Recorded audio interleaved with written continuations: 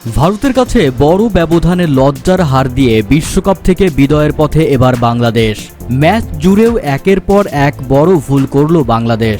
বোলিংয়ে অকাতরে রান বিলিয়ে অ্যান্টিগার মাঠে সর্বোচ্চ রান হজমের রেকর্ড করার পর ব্যাটিংয়ে নেমে জয়ের আকাঙ্ক্ষায় দেখতে পারল না টাইগাররা।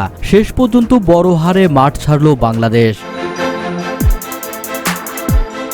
শনিবার অ্যান্টিগার ভিভিয়ান রিচার্ডস স্টেডিয়ামে ভারতের কাছে 50 রানে হেরেছে বাংলাদেশ। আগে ব্যাট করতে নামা ভারত নির্ধারিত 20 ওভারে 5 উইকেট হারিয়ে 196 রান সংগ্রহ করে। জবাবে নির্ধারিত 20 ওভারে 8 উইকেট হারিয়ে 146 রান সংগ্রহ করে বাংলাদেশ। অ্যান্টিগার ভিভ রিচার্ডস স্টেডিয়ামে ভারতের দিয়ে 197 রানের লক্ষ্যে ব্যাট করতে নেমে ধুঁকছে বাংলাদেশ। 13.3 ওভারে 98 রান তুলতেই 4 উইকেট হারিয়ে ফেলেছে টাইগাররা। কুলদীপ যাদবের ঘূর্ণির জবাবই খুঁজে পাচ্ছে না টাইগার ব্যাটাররা। সবশেষ সাকিব আল হাসান উড়িয়ে মারতে গিয়ে 30 গজের বৃহত্তম পার করতে পারেননি। ধরা পড়েছেন রোহিত শর্মার হাতে। তানজিদ তামিম ও লিটন দাস ওপেনিং জুটিতে 4.3 ওভারে 35 রান যোগ করার পর হার্দিক পান্ডিয়ার বলে ক্যাচ দেন লিটন দাস। 10 বলে 13 রান করে বিদায় নেন অফ ফর্ম লিটন। ওয়ান ডাউনে নামা নাজমুল হোসেন শান্তকে নিয়ে তানজিদ তামিম 31 রানের জুটি গড়েন, কিন্তু এই জুটিতেই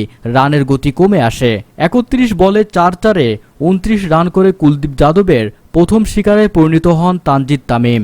দলের খাতায় আর 10 রান যোগ হতে না হতেই তাওহিদ হৃদয়কে এলবিডব্লিউ এর ফাঁদে ফেলেন কুলদীপ। 6 বলে 4 রান করেই এই ইনফর্ম ব্যাটার রিভিউ নিয়েও বাঁচতে পারেননি তিনি। কুলদীপকে 4 মেরে বেশ আত্মবিশ্বাস দেখাচ্ছিলেন সাকিব আল হাসান, কিন্তু পরের বলেই ক্যাচ তুলে দিতেই সেই বেলুন চুপসে যায়। 7 বলে 11 রান করেন সাকিব। অর্ধশতকের পথে হাঁটছিলেন অধিনায়ক নাজমুল হোসেন শান্ত, কিন্তু বুমরাহের বলে উড়িয়ে মারতে গিয়ে ধরা পড়েন আর্শদীপের হাতে। 32 বলে 1-4 ও 3-6-এ 40 রান করেন বাংলাদেশের কান্ডারি। একাদশে ফেরা জাকের আলী 1 রানের বেশি করতেই পারেননি। শেষ দিকে ব্যাট হাতে কিছুটা বিনোদন দেন রিশাদ হোসেন। বাংলাদেশের এই লেগ স্পিনার 1-4 ও 3-6-এ 10 বলে 24 রান করেন। মাহমুদুল্লাহ রিয়াদ 15 বলে 1-4-এ 13 রান করেন।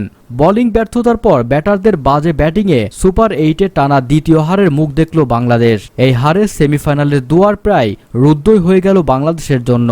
সম্পূর্ণ ভিডিওটি দেখার জন্য ধন্যবাদ।